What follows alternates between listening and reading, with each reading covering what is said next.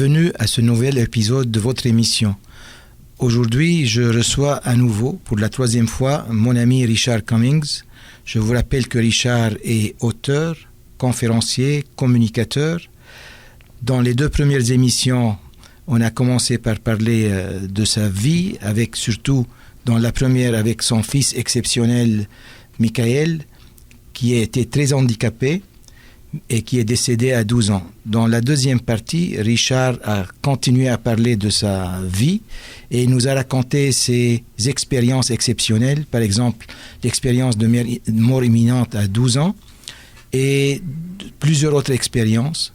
Et ce qui résultait, ce qu'on sentait de ce qu'il avait dit, c'est qu'il y avait une sorte d'observateur qui regardait ce qui arrivait dans ces expériences ou dans ces événements surprenants ou parfois qu'on peut dire de l'extérieur qui sont effroyables.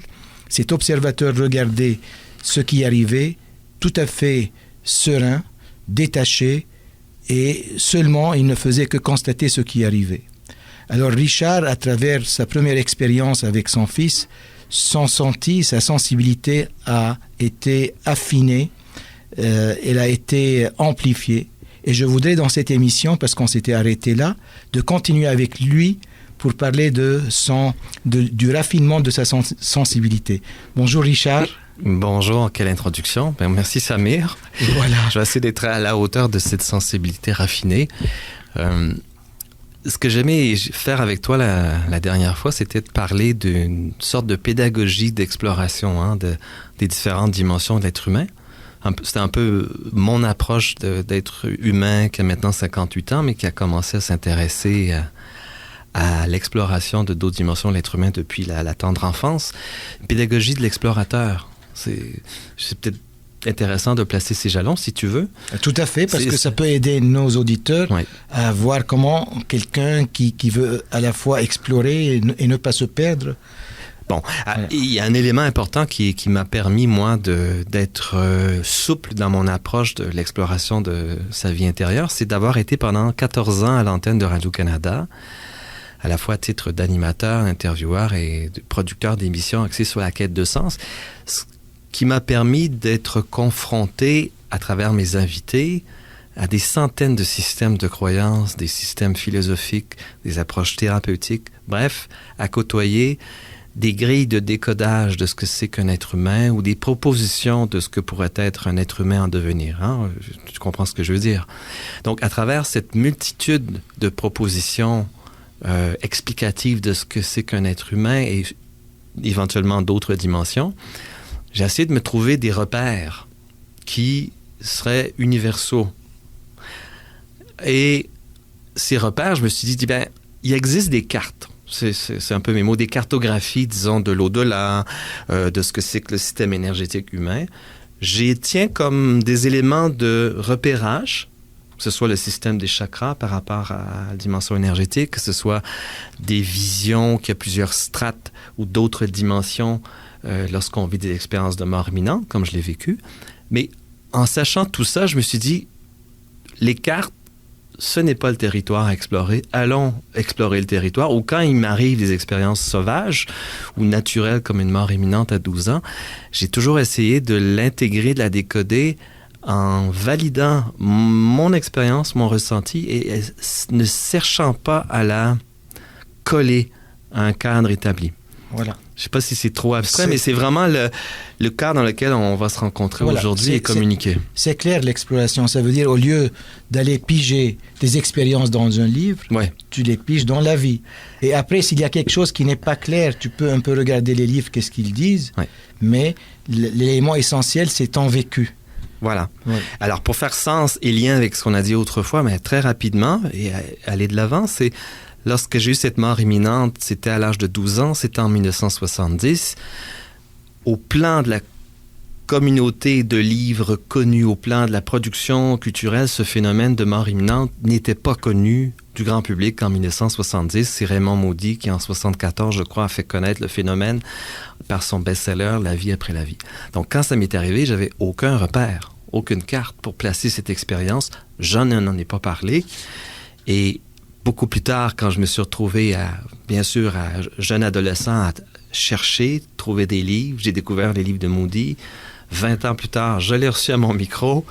Et le sens de cette expérience, j'en ai pas eu l'appréhension au sens de l'anticipation de son sens juste au jour où Michael est arrivé dans ma vie. Et là, j'ai su que, comme enfant, à l'âge de 12 ans, j'avais vécu une mort temporaire pour, comme parent plus tard, quand un enfant plus mortel que les autres, Michael, est apparu dans ma vie, comme parent, cette fois-là, j'allais pouvoir l'accompagner, sachant qu'il avait une vie de courte espérance de vie, et j'étais présent à son décès, donc pour ne pas sombrer, si tu veux, dans l'infinie douleur de perdre son enfant, parce que comme enfant, j'ai vécu cette expérience. Donc c'est ça le tissage, un peu, là, je fais de mes mains cet entrelac, un peu comme le signe de l'infini entre la vie, la mort, le père que j'ai été, l'enfant que j'ai été et l'enfant que j'ai eu.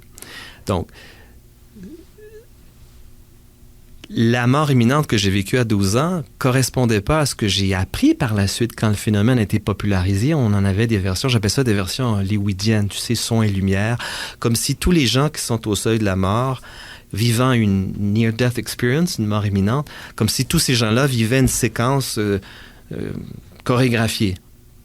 Étape 1, sortie du corps. Étape 2, passage, vision d'un tunnel et passage à travers ce tunnel, perception d'être surnaturel ou de proche décédé et l'éblouissement épiphanique dans une lumière. Et moi, j'avais pas vécu ça. C'était pas un spectacle son lumière. Je me disais, bon, ben, ça vaut pas grand-chose, mon expérience. Du coup, quand j'ai commencé à interviewer des autres experts et rencontrer ces experts, je me suis rendu compte que les données scientifiques qu'on avait, les données de croisement, de témoignages, étaient beaucoup plus fines. On parle de raffinement, beaucoup plus nuancé que le portrait hollywoodien de la mort imminente. Et c'est là que j'ai compris que, ben oui, l'approche d'explorateur, c'est faire en sorte que tout être humain qui vit des expériences dites intérieures ou dites paranormales ou du moins extraordinaires, ben moi, je suggère aux gens de s'autoriser à s'auto-valider et de reconnaître ce qui se passe pour eux. L'important, c'est la transformation, c'est pas de savoir est-ce que c'est normal, est-ce que c'est paranormal, est-ce que ça correspond à une grille établie. Donc, c'est beaucoup ce que je voudrais communiquer aujourd'hui. Voilà. Et c'est très bien parce qu'en général, dès qu'on a une petite expérience, tout de suite, on l'explique par ce qu'on a entendu ou ce qu'on a lu ou ce qu'on les autres nous disent. Et de là, on se ferme peut-être à un approfondissement de l'expérience elle-même parce qu'on a pris, on l'a embrigadé dans un concept qui l'empêche de se développer d'elle-même. Et de faire son chemin à l'intérieur de nous. Voilà. Par définition, l'inconnu, c'est de l'inconnu et on cherche à le faire entrer dans le cadre de nos références connues. C'est ça, je répète encore, je réitère l'imagerie de la cartographie. L'explorateur, je vais aller voir de mes propres yeux ce continent inexploré, ce continent intérieur. Je ne vais pas rester là à voir si mon exploration correspond à la carte. J'y vais. Ensuite, tu vas dire, ah tiens, c'est intéressant, dans tel système de pensée, on dit qu'il y a tel composant dans la mort imminente. Ben tiens, mon expérience la valide. C'est l'inverse que je propose, c'est de se valider soi-même plutôt que de chercher à se faire reconnaître. Voilà. Bon, cela étant placé, j'aimerais peut-être parler de d'autres expériences qui relèvent de l'irruption dans ma vie d'autres dimensions et comment j'ai appris à les respecter, à les voir comme elles étaient, à éventuellement les communiquer. Voilà, nous sommes tout oui. Alors, par quoi commence-t-on? Je vais y aller droit au but. C'est une expérience qui m'est arrivée et là, il faudra que tu sois le maître du temps pour pas que je commence quelque chose que je ne pourrais pas terminer avant une pause. Alors on va faire un petit agace, un petit teaser. C'est arrivé en septembre 2006. Dans mon cadre de vie, il faut savoir qu'à ce moment-là, Michael est décédé 3 ans plus tôt, en septembre 2003. Ça a provoqué toutes sortes de secousses qui ne sont pas que d'ordre émotionnel. Ça a libéré des champs d'énergie. Ça, je ne l'ai pas su sur le moment, mais ça a libéré une grande charge. Mais émotionnel, c'est normal. Mais plus qu'émotionnel, c'est s'occuper largement, être responsable de l'aspect médical d'un enfant qui est tellement fragile qu'un rhume peut le tuer. Ça requiert un investissement psychique total, une hypervigilance physique. Donc, d'avoir son décès à lâcher une masse énergétique énorme qui était disponible pour autre chose. Autrement dit, au lieu de canaliser une hypervigilance pour m'occuper de lui ou faire attention à un courant d'air qui peut causer un rhume qui cause une pneumonie qui peut le tuer, c'est comme ça que ça se passait, 58 hospitalisations. Tu peux imaginer le dégagement énergétique d'être disponible pour l'émergence d'un autre développement qui n'est pas sur le sens de prendre soin d'un être, mais de s'ouvrir à d'autres dimensions. C'est là qu'on pourra en parler dans quelques instants, je crois. Mais je dirais tout de suite que nous sommes tous aussi canalisés sur notre vie quotidienne, et même si ce n'est pas aussi intense que ce que tu vivais, mais c'est assez intense pour nous empêcher de nous ouvrir à autre chose, parce qu'on est tout à fait pris dans le piège de notre vie quotidienne, de nos petits tracas. Si quelqu'un a une expérience, qu'il se base au début sur ce qu'il ressent avant de se baser sur ce que disent les autres et sur les livres. Parce qu'une expérience extraordinaire ou une expérience qui amène un choc de vie positif ou parfois négatif au départ, c'est un matériau. Une expérience comme ça, c'est un matériau qui est donné à la personne qui vit l'expérience pour construire quelque chose. C'est partir de l'expérience pour élaborer sa propre sensibilité, ses propres réponses, s'en tenir à soi, ou certains diraient au soi. Autrement dit, c'est de comprendre que oui, c'est normal d'aller vers l'extérieur trouver des éléments de réponse ou de repérage, mais se faire grandement confiance que cette expérience m'est donnée, moi, Richard, moi, Alain, moi, Sylvie, pour être le matériau avec lequel je vais creuser moi-même mon sens. Voilà. Et c'est ce qui va permettre à ce que la personne, en ayant établi ce contact avec lui-même, permet à ce contact, à cette sensibilité de se développer. Ouais. Sinon, il va dire non, mon sentiment ne vaut rien, je vais regarder le livre et ça s'arrête là. Je répète ça parce que il faut que ça soit clair pour nos auditeurs. Et ce dont je vais parler, si tu permets, c'est une expérience qui m'a beaucoup secoué. Et si j'utilise la trame biographique, c'est un matériau concret pour faire du sens. Mais à travers l'expérience biographique que je vais décrire, je vais faire un pont de communication avec les gens qui nous regardent et les personnes qui nous écoutent. Donc, je reviens tout à l'heure, je disais qu'en septembre 2006, 3 ans après le décès de Michael, ayant donc dégagé une disponibilité psychique importante, n'étant plus focalisé à aider un enfant à survivre et à être dans une forme d'hypervigilance, est apparu, j'épargne les détails, un phénomène de contact avec d'autres dimensions. J'appelle ça la transcommunication. C'est un jeu de mots qu'on peut lire avec T-R-A-N-S et communication en un seul mot. Mais on peut aussi entendre le mot trans. Alors, il y a donc la phonétique qui envoie un peu le signal de à quoi fait référence la transcommunication, mais aussi une pédagogie, c'est-à-dire que le préfixe trans veut dire, quand on dit transcender, c'est aller au-delà de quelque chose, mais inclure tout ce qui précède. Si je transcende mon expérience d'être humain, mais j'inclus aussi le respect de mon corps physique, de la dimension affective, éventuellement mes repères mentaux, mais je vais accéder à une autre dimension, je transcende. Mais j'inclus ce que je suis. Oui. Je comprends bien. Oui. Et trans aussi peut signifier transformer. Voilà. Donc, c'est pour ça que j'ai créé le néologisme de transcommunication, pour dire, voilà, ça utilise mes habiletés de communicateur, que ce soit dans la gestuelle, que ce soit mes banques de données référentielles, mes connaissances. Mais c'est un phénomène que certains auraient appelé channeling autrefois, mais que j'aime moins utiliser. Mais ça me donne accès à des banques de données, si tu veux, qui dépassent mes connaissances, qui dépassent mon corps mental, mes dimensions affectives, mais qui utilisent tout ça. Aller au-delà du communicateur pour être le transcommunicateur. Voilà. Mais donc, ce sont des dimensions qui sont au-delà des sens qu'on connaît, Oui. les 5 sens physiques, Voilà. pour qu'on soit clair. Alors, mon premier réflexe, quand c'était apparu, naturellement, pour moi, tout ce qui était du domaine psychique, c'était un refoulé qui remontait à ma petite enfance. Je voulais rien savoir de ça. Pendant mes 14 ans de radio, 15 ans, si on inclut la radio universitaire, jamais j'ai fait d'entrevue avec des médiums ou des choses comme ça. C'était refoulé, un mis de côté. J'en avais eu l'expérience dans mes jeunes années, dans la vingtaine, d'avoir une capacité à... Il n'y a rien de paranormal, mais lorsqu'on apprend, à descendre, on appelle ça les ondes cérébrales, mais les ondes cérébrales, c'est qu'un corrélat. Mais pour faire les choses simples, pour se faire comprendre, si on change de fréquence cérébrale, on va plus dans des ondes alpha, ensuite des ondes θ. On a accès à de l'information auquel on n'a pas accès si on est pris en train de rédiger un document ou devant l'ordinateur dans un état de hyper-vigilance qu'on appelle les ondes bêta. On parle de dominance. OK? On me fait comprendre? Donc, j'avais eu l'expérience très jeune qu'en apprenant à descendre ces fréquences, on a accès à plus grand champ d'information.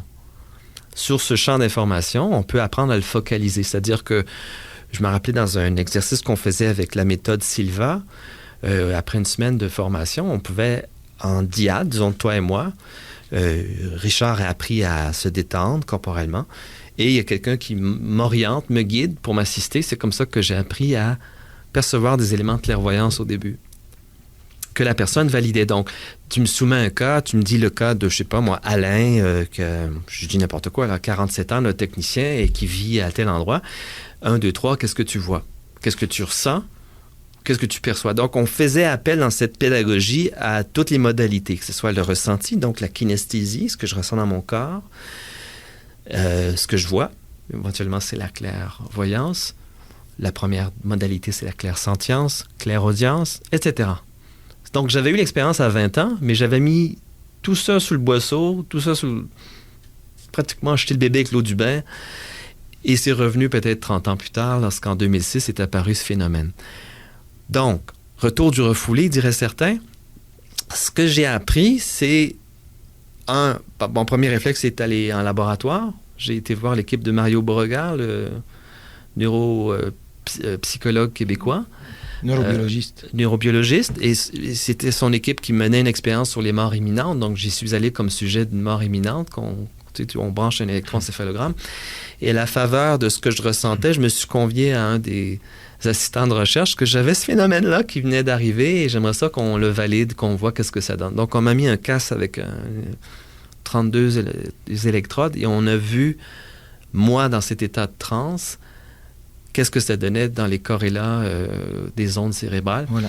Et pour faire les choses simples, parce que c'est pas un public d'experts, l'assistant de recherche qui était Vincent Paquette, docteur Vincent Paquette, maintenant, il me dit, écoute, Richard, pour te résumer les choses, dans cet état-là, tu as le cerveau d'une carmélite, mais moins stressé, parce que tu es habitué dans le laboratoire. Donc, c'est un état, en termes de neurologie, un état de base, on appelle ça en anglais baseline.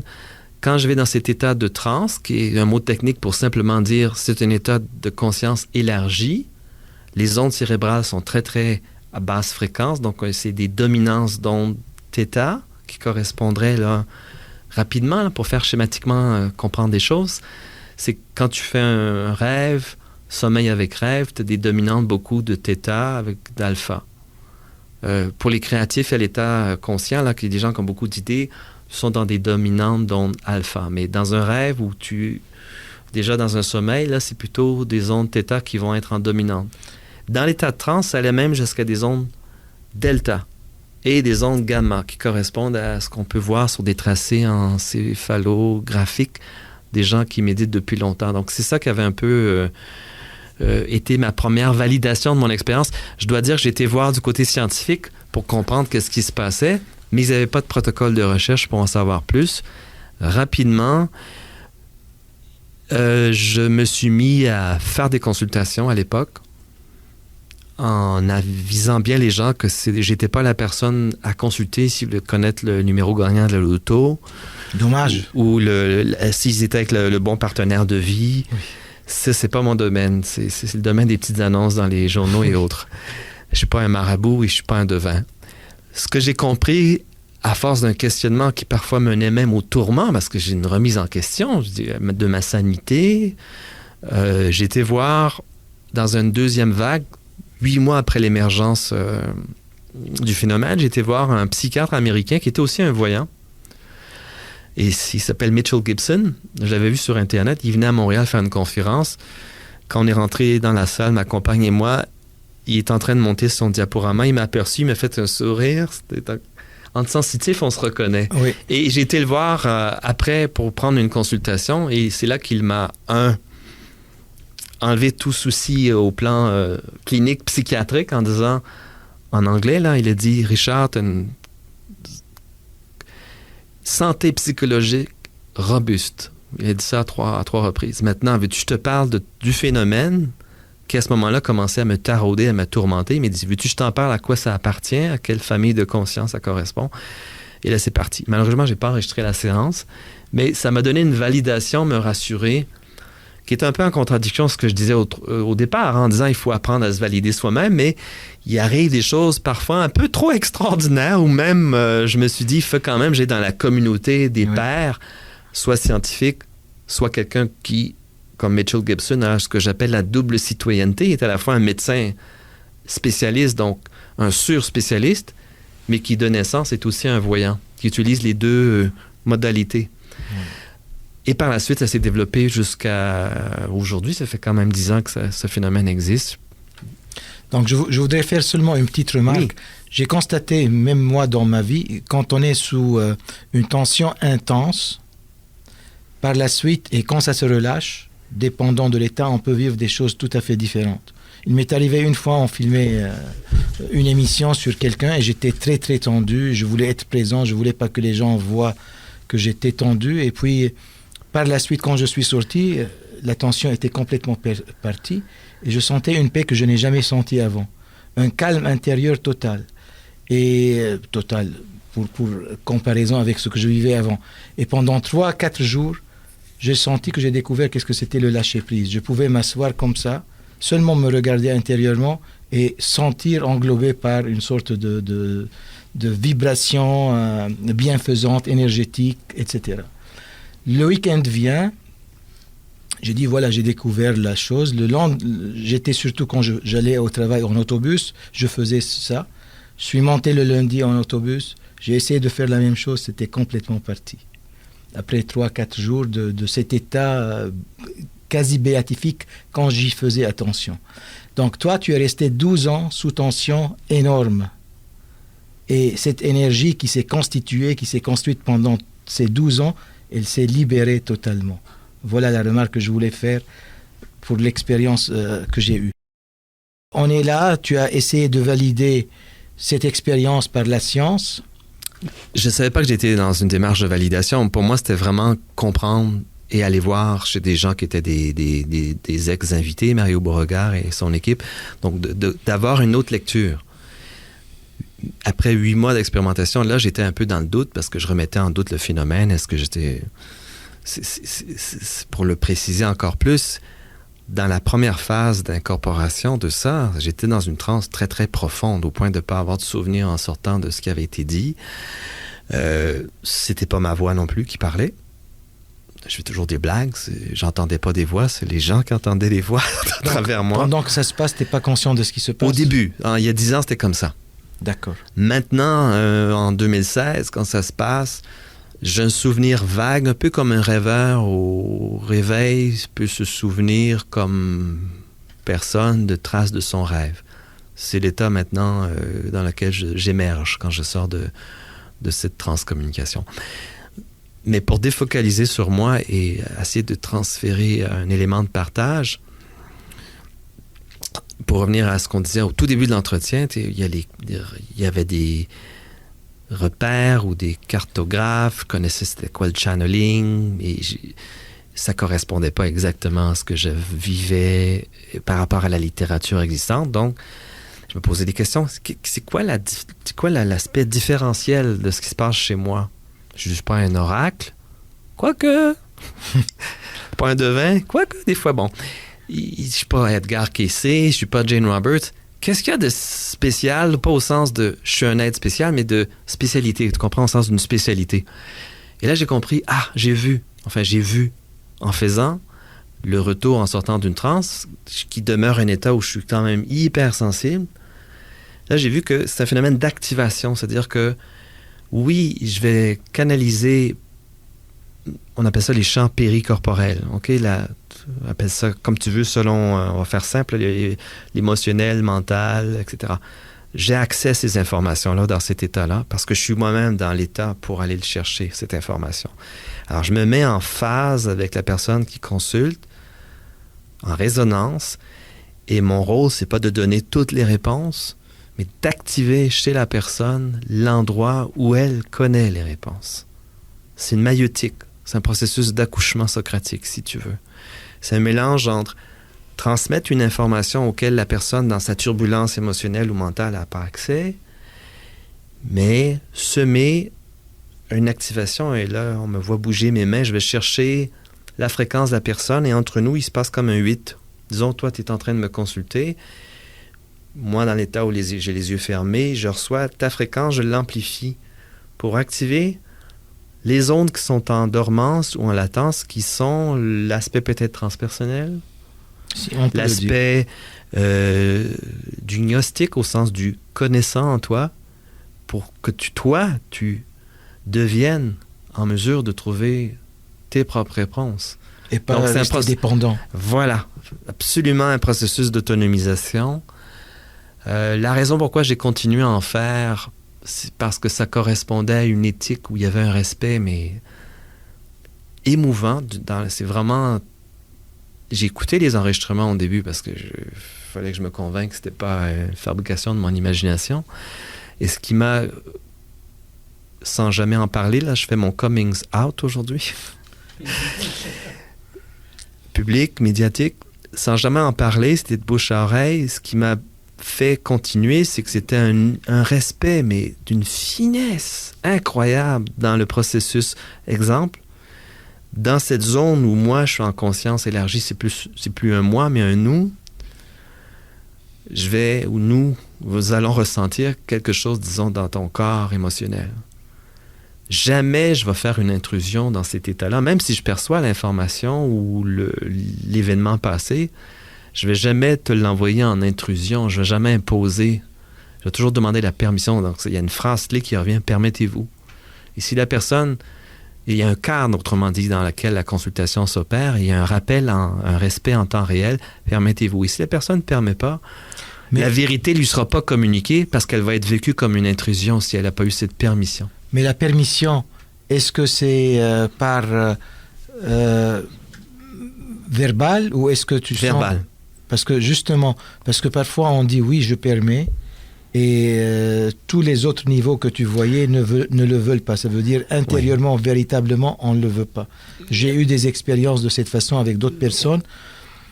Mais je peux te dire, pour ramener à cette expérience, tout est reçu et perçu. Donc, quand la personne dit oui, permettez, je ou nous, enfin, cela sent qu'on peut y aller. D'accord.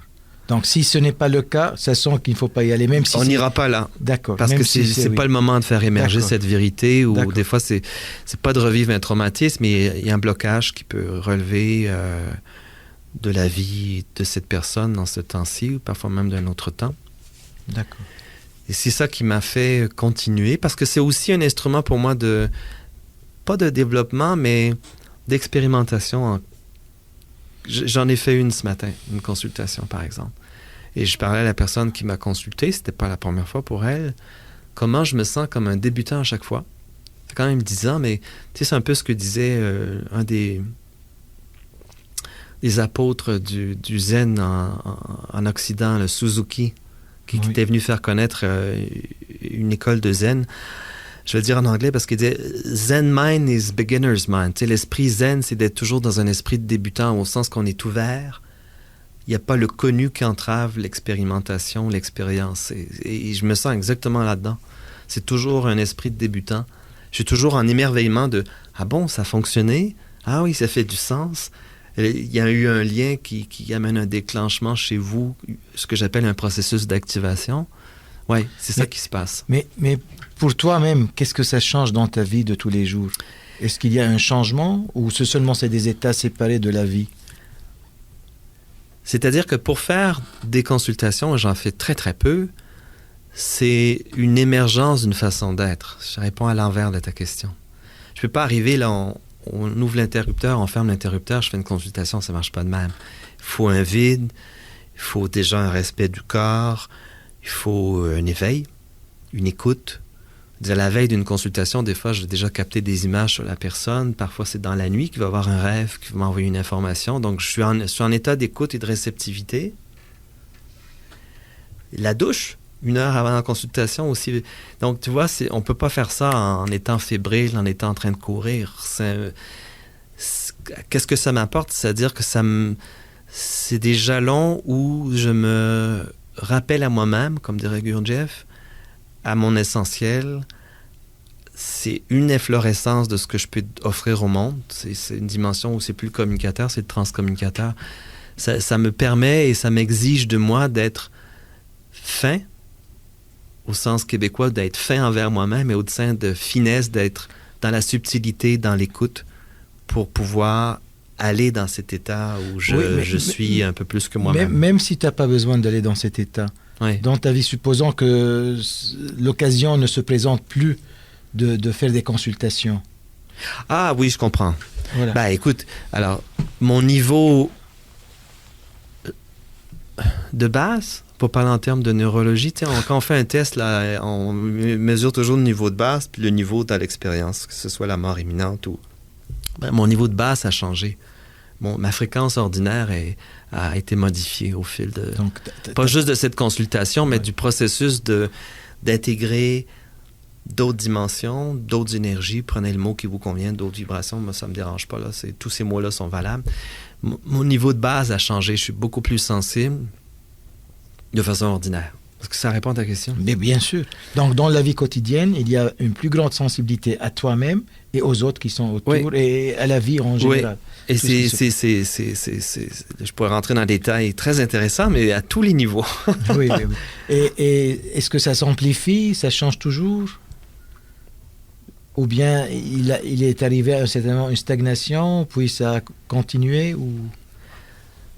S'il y a eu stagnation, elles étaient dues, ces stagnations, à mes doutes, à mes tourments psychologiques qui questionnaient au sens de me remettre en question. Je n'ai plus ça. Je n'ai plus ces tourments. Je suis toujours en observation. Tu comprends, il y a une distance. Je regarde ensuite la transe, ce qui s'est passé à la consultation. Il y a une démarche, pas critique au sens de démolir, mais une démarche critique au sens de critérer. Il y a des critères. Je regarde, OK, aujourd'hui il y a ça, il y a eu ça. Ce que ça change chez moi, je pense que déjà au départ, la transcom était une émergence dans ma vie, que toi t'expliques un peu par cette libération d'énergie psychique suite à une hypervigilance d'accompagner un enfant pendant 12 ans. Maintenant, c'est comme, oui, l'œuf et la poule, je ne sais plus. Ça me permet d'aller dans des états plus facilement maintenant. Et il y a un continuum. Je pense que c'est ça la réponse que je peux conscientiser. Il y a un continuum où... Tu vois, hier soir, il y avait une étudiante qui m'appelait, voulait que je donne une conférence dans un campus universitaire. Mais écoute, en espace d'1 heure pas consultation, mais de communication téléphonique, on a trouvé le thème. J'ai capté quel était l'auditoire cible. La sensibilité est sans frontières dans ce cas-là.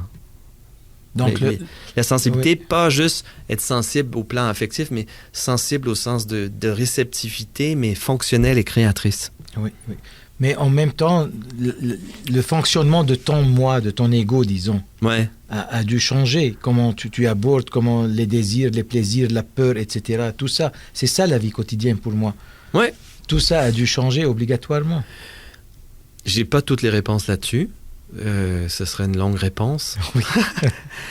Il y a des changements, absolument. D'ailleurs, je pense qu'il faudra avoir un bouquin un jour là-dessus parce que j'ai tellement d'archives sonores non seulement des consultations avec des gens en privé, mais j'ai fait au départ du phénomène, j'ai fait des heures de transe avec ma conjointe à l'époque pour apprendre à piloter, si tu veux, voilà. ces dimensions-là. comme tu as essayé de montrer que cette sensibilité, ce que aussi tu appelles la transcommunication, est quelque chose de naturel et pas de surnaturel, même ça peut ressembler au surnaturel dans le sens fantastique, je pense qu'il est temps pour nous de faire la main tendue à nos auditeurs. Absolument. Et de parler de ce que les auditeurs peuvent gagner de leur sensibilité eux-mêmes. Voilà, merci de ce retour sur Terre. Alors, toujours dans cette pédagogie de l'explorateur, de l'exploratrice, ce que je voudrais transférer comme apprentissage d'une expérience personnelle, d'un phénomène vers les gens, c'est de proposer que, au lieu de dire que c'est des dons, des pouvoirs, et de rendre les gens qui ont ces habilités comme des êtres spéciaux, c'est de ramener les gens à une notion que la sensibilité humaine n'a pas de frontières. Moi, ce phénomène-là, je lui donne un nom, donc je l'ai un peu ancré dans la réalité. Quand on nomme, on donne une identité, un repère GPS. Mais l'important, c'est l'au-delà du phénomène, sans jouer sur les mots, pour dire à monsieur et madame tout le monde, celles qui nous écoutent, moi, ma sensibilité d'humain, elle est sans frontières. Ce que j'ai décrit, c'est une fonction de l'empathie. L'empathie, elle est sans frontières. Je peux, en m'ouvrant, en m'enlevant du chemin de mon identité personnelle, en enlevant le Richard Cummings avec sa personnalité, être si poreux et ouvert à autrui que je vais le capter. C'est ça, la sensibilité sans frontières. Voilà. En fait, autrement dit, nos conditionnements, notre pensée, etc., nous empêchent d'être poreux et ouverts. Oui, et ça crée des interférences dans le phénomène que j'ai décrit, d'interférences d'interprétation. Parce que dans la vie de tous les jours, tout le monde a des intuitions, tout le monde a des ressentis. Et tout le truc, c'est d'apprendre à reconnaître sans distorsion une intuition d'une interférence mentale. C'est ça le jeu et l'enjeu qui est toujours sur le métier, remettre, tu comprends, le travail. C'est qu'est-ce que je ressens? Est-ce que ça relève d'une peur?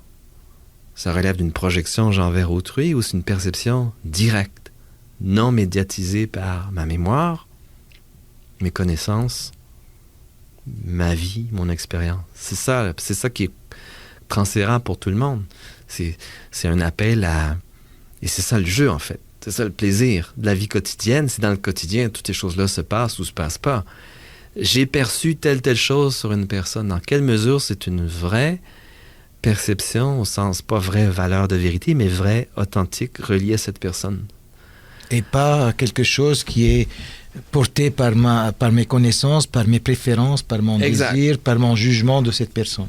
En d'autres mots, moi j'aime ça parler un langage de radio. J'ai été un homme de radio longtemps, donc pourquoi pas? Est-ce que je perçois la fréquence de cette personne ou j'amène mes interférences dans la captation du signal? C'est ça. C'est la notion de bruit ou signal en théorie de communication, donc mes interférences versus... Et ça, sortons totalement du phénomène psychique, sortons-en totalement, c'est une façon d'avoir du respect pour autrui. Tout à fait.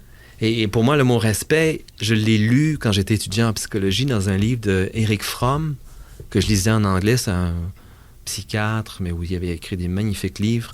The Art of Loving.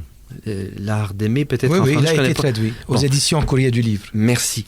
Alors, je l'ai lu en anglais, et quand j'ai vu l'étymologie qu'il donnait au mot respect, res, c'est latin, res, cipere, S-C-I-P-E-R-E. Res, c'est comme le mot res publica, c'est la chose, la chose publique, la République. Donc, res, cipere, c'est un peu comme Scipion l'Africain, c'est le regard perçant. Bon, trop de culture, Richard. Res cipere, c'est la capacité to look at, on dit en anglais, c'est regarder. Voir, ça n'a rien à voir avec la déférence morale, tu sais, je vous respecte, j'ai du respect. Non, c'est pas ça. C'est une capacité de voir au sens clair, vision de l'autre, comme tout autre, sans mes interférences. Voilà. C'est ce que dit dans Avatar un des personnages qui dit « I see you, je te vois ». c'est un très émouvant moment, même dans un cinéma hollywoodien, parce que là, il y a un enseignement universel qui passe. Respecter quelqu'un, c'est le voir, sans lui imposer nos exigences, nos interférences. Et quand on est dans ce moment-là, on va nommer ça amour aussi. Tu me suis? Tout à fait. Parce que... il n'y a pas de frontières. Voilà. Il n'y a pas de barrage. Non-duel, voilà. Tout ça, c'est des mots mentaux qui sont ajoutés, mais tout est là-dedans. Et c'est ça, pour moi, le cadeau que j'emporte avec moi, ici, dans le cœur, d'une sensibilité sans frontières. Des fois, difficile à vivre quand j'oublie que l'empathie, c'est pas la sympathie. La sympathie, c'est que je vais tellement prendre la fréquence d'autrui que je vais dans le métro à 5 heures, puis je suis démoli parce que je me fais ramasser toute la vibration de tout le monde. J'ai appris à me respecter, à me voir, et donc hypersensible de mettre une frontière où je vois l'autre dans une juste proximité, mais sans prendre sa vibration sur moi. Dans un autre langage, on peut dire, on ne peut pas connaître l'autre sans se connaître. Oui. Voilà. Ça veut dire que si je commence à regarder les autres avec mes jugements et tout cela, je ne ferai que je vais bien voir ce qu'ils désirent, et je ne ferai que les manipuler parce que je ne vois pas moi-même quels sont mes désirs, etc. Je vais travailler avec ces gens-là à travers mes désirs, donc je vais en fait les manipuler. Et si aussi j'essaie de m'ouvrir sans voir que je capte que je suis parfois accaparé par les autres, aussi c'est la même chose, je ne me connais pas, je vais tomber, comme tu l'as dit, dans le métro. Je vais ramasser toutes les énergies. Donc, en fait, c'est un travail sur soi.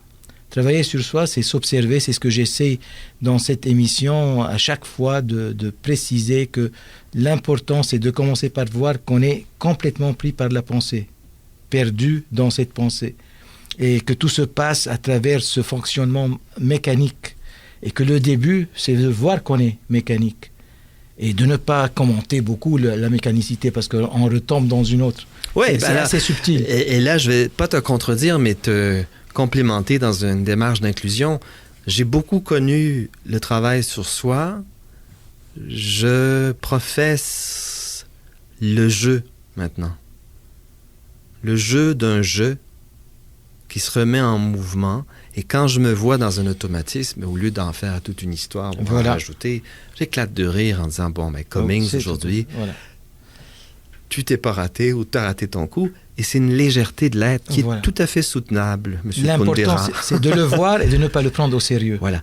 Et c'est super important. C'est pas des jeux de mots là, que je fais là. C'est, en soi, d'aller dans cette légèreté est un acte de libération.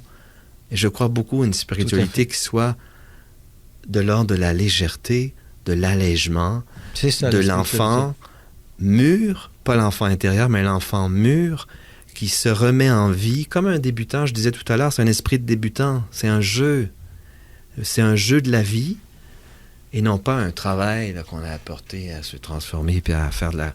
Non, jeu, mais un jeu où c'est le jeu fondamental, jeu, qui se découvre dans une exploration, comme un enfant se découvre dans l'exploration du jeu.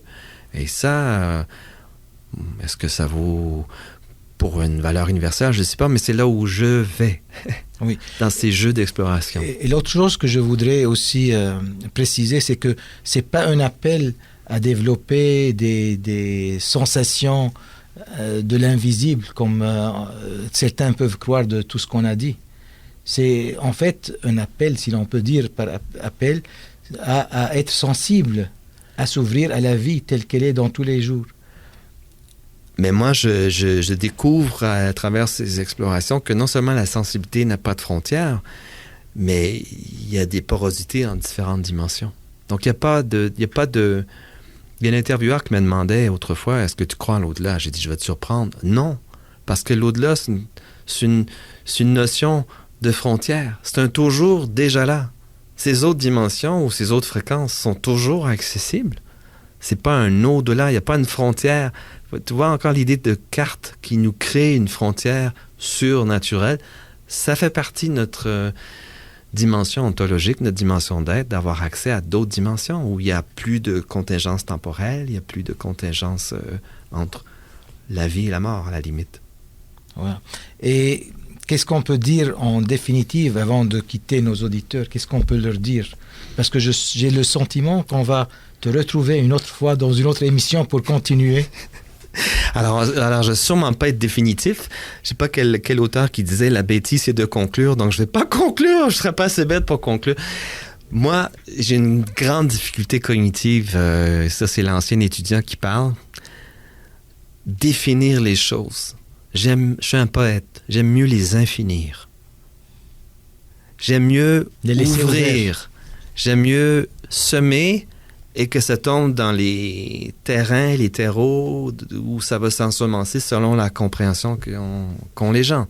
Donc, pas définir, mais ouvrir, dire que nous sommes des êtres humains et qu'un être humain, ça comporte plusieurs dimensions, qu'on peut y avoir accès pour changer cette vie, pour pas s'améliorer au sens qu'il y a quelque chose de travers avec moi, mais devenir plus tout ce que je suis déjà. Voilà. Ma semence. Un chêne n'est pas un sapin, tout le monde est différent. Et donc, la croissance personnelle, souvent, c'est de tenter de faire un chêne, un sapin et vice-versa. C'est croire en soi et croître avec ce que l'on est et pas tenter de se conformer à un modèle. Voilà. Se permettre d'être ma semence. Soi-même. Pour infinir. Oui. Et pas pour en finir, mais pour infinir les choses. Donc, merci Richard pour cet entretien. Toi, Samir. Comme je l'ai dit, j'espère qu'on va te retrouver une autre fois. Je rappelle que Richard Cummings est l'auteur de Michael, mon fils, aux éditions de l'Homme, que vous pouvez commander chez un libraire proche de chez vous. Et Richard, je vois que tu voulais ajouter quelque chose. Absolument. Tu sais, quand je te dis la capacité d'être dans un respect puis dans une perception de voir l'être en soi, on a beaucoup parlé de Michael, mais j'ai Nicolas et Isabelle dans ma vie. Une chose extraordinaire que j'ai vécue grâce à Michael, mais sans le drame, c'est quand ça me prend, pour pas me dire que quand ça me pogne, je prends le téléphone, j'appelle à Isabelle, ou si elle n'est pas en face de moi, je dis « Si-tu, t'es extraordinaire ». Et je la vois comme au premier jour, mais pas comme ma fille, comme un être. C'est pareil pour Nicolas, qui est occupé, mais je le vois de temps à autre, je dis « Mais t'es donc bien beau ».